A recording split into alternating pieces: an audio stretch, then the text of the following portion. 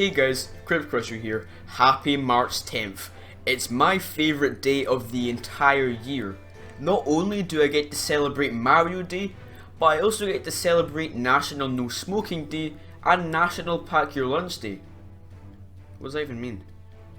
Well, anyway, Bowser has shin pads now and we gotta talk about it.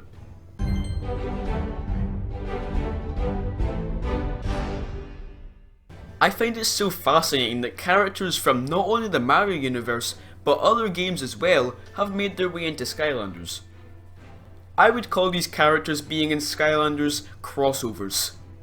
But what is a video game crossover? Well, to me, it's simply when something from one video game is featured in another. I would say that subtle references and Easter eggs aren't included, like yeah, there's an eruptor there, but it doesn't mean anything. From a player's perspective, it can be incredible to see two of your favourite franchises or more coming together. But it's also freaking genius from a marketing perspective. Take one well-known series and combine it with another well-known series and boom, you got yourself some money. I've played my fair share of crossover games, Smash Bros, Mario and Sonic at the Olympic Games, this underrated masterpiece, and I have to say that all of them work so well as a fine collection of characters. Of course, a crossover can still work with only one popular franchise. Think about it, there's a brand new game coming out, they know it'll be a success, but only if they can build up an audience. So then they feature an already popular and well-known franchise to get some fans of that franchise to play it. Yeah, I'm talking about Spyro's Adventure. Right from the very start, Skylanders has always been a controversial topic. One big problem people had was the marketing scheme. I think people do make good points about this, like the fact that to play as the different toys you have to buy them separately. And I understand that some people don't want to spend as much money on a game as others. Of course, you can complete the game with only one Skylander, and you're given 3 of them in the starter pack. But if you want to fully play the game, you have to buy another 5 Skylanders and 4 expansion packs. But the other main source of controversy comes from this guy. The first Skylanders game, as we all know, was called Spyro's Adventure, implying that Spyro was gonna go on an adventure. The Spyro fans had every reason to believe that this was the revival of the Spyro name. That's not what they got. Turns out that the game had very little to do with Spyro whatsoever. You could play the entire game with him only appearing in one cutscene if you wanted to. It was painfully clear to the hopeful Spyro fans that this was just a marketing tactic to bring more attention to the game. Whilst this did boost the popularity of Skylanders in the long run, it was still a very scummy and unethical thing to do, and I hate how bad this looked for the actual game. Honestly, it's fair to complain about this, I think that's completely fine. But then when you start saying the entire game is bad when you haven't even played it, yeah, that's where my empathy stops. Whether you're willing to accept it or not, Skylanders did help to bring back Spyro and introduced many people to the character. Without Skylanders, I'm not even sure if Spyro would have the reignited trilogy. Not to mention Spyro 4 that's probably going to be announced this year. It got better and worse as the later games were released. They no longer had Spyro in the title, which is great, but then at the same time, the fact that they used such an iconic video game character for the first game and then dropped him like it's hot straight after the series took off, that's painful. And I don't even like Spyro that much. Spyro was in all of the future games apart from Superchargers, but didn't have any significance whatsoever. Funny I say that because I actually think that out of the 6 games, he actually plays the biggest role in Skylanders Imagineers. Yeah, he's just an NPC, but he's one that's there for the entire game.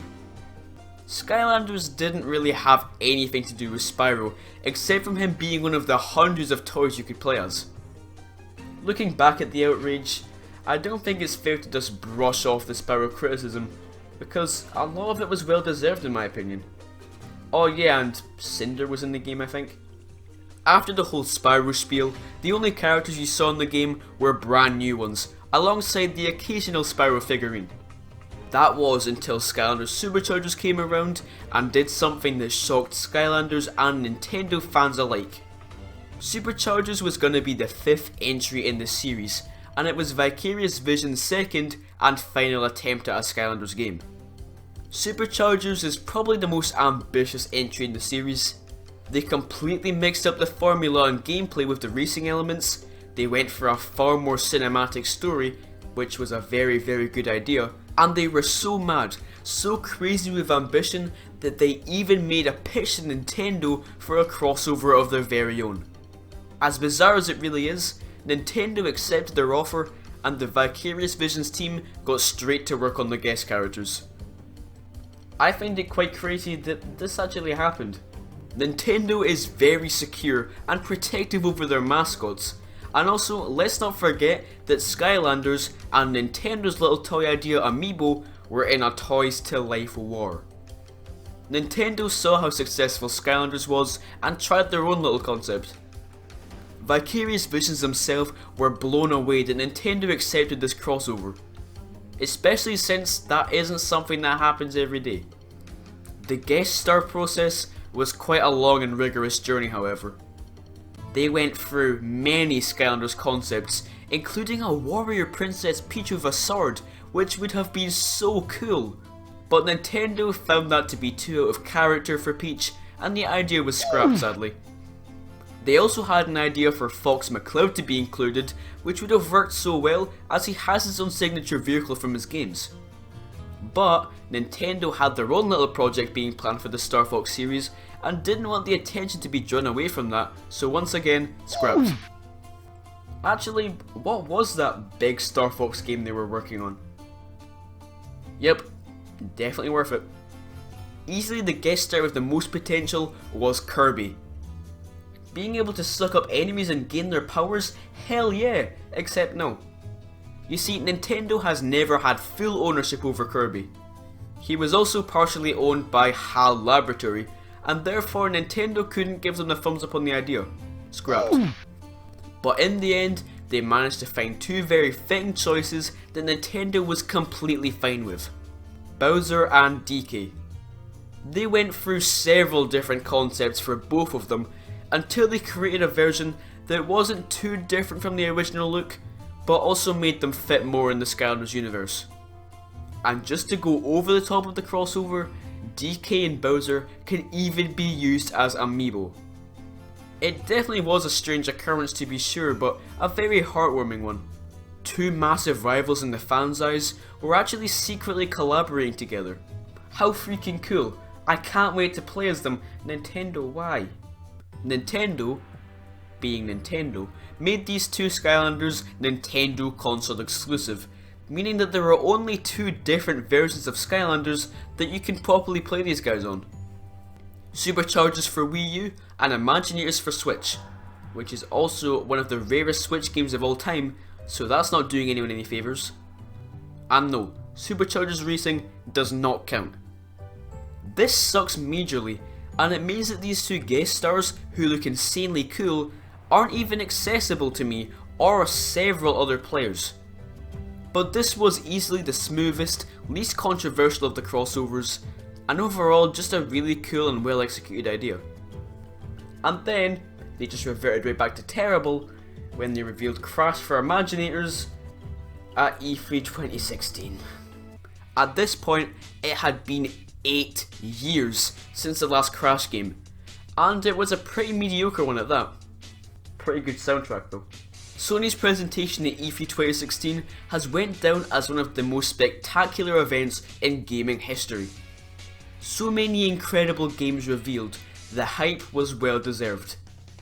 I think one of the highlights of the conference was when the Crash N. Sane trilogy was briefly announced. Crash fans had been waiting eagerly for years, and it was finally happening. And then a minute later, this was announced. You can just hear the excitement from the crowd for his appearance in Skylanders. Surely there's like one person, right? Thankfully, N. Sane Trilogy was announced before this trailer, but imagine if it wasn't. Imagine if after 8 unholy years, this was the only thing that Crash fans could look forward to. I'm sure a few years back, Crash and Skylanders would have been a much bigger deal, but by Imaginators, the entire Toys to Life genre was going downhill fast, and many people were a bit sick of the games. I suppose this was a final attempt to make this series as popular as it used to be, but it didn't really work. I'm sure the Crash cameo did reel some people in, but just watch this presentation. The trailer was accompanied by the most awkward silence ever. But luckily the trailer was only about 2 minutes long, and they got right onto the next reveal straight after.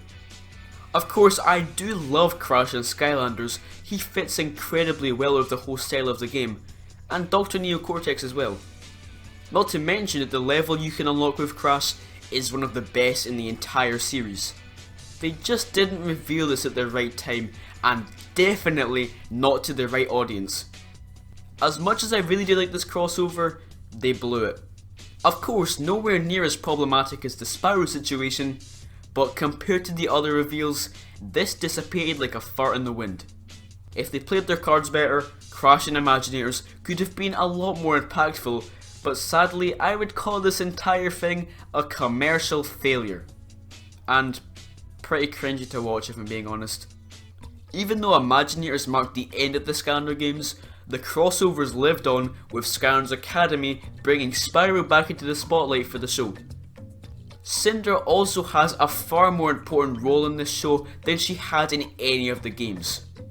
These two are pretty cool, but something that people don't talk about enough is Malefor's appearance in Academy.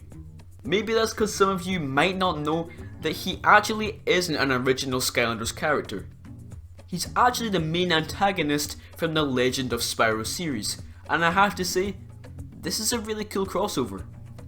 Not one that gets a whole lot of attention, but still a good one.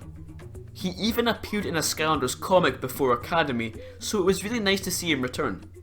But sadly, Academy also saw the birth of a horrifying crossover that ruined many childhoods and easily takes the cake as the worst Skylanders crossover of all time. This freak of nature. I find it terrifying that a large group of people, not just one or two, but a whole group, thought that this was a good idea. We have this Crash in Imaginators and he's awesome. A little bit different, but overall they kept the same iconic goofy Crash we all know and love. So, why did they make a different one? This Crash Bandicoot is not only really ugly, but completely out of character in every way possible. Somehow there wasn't too much backlash from this cameo, and thank God for that.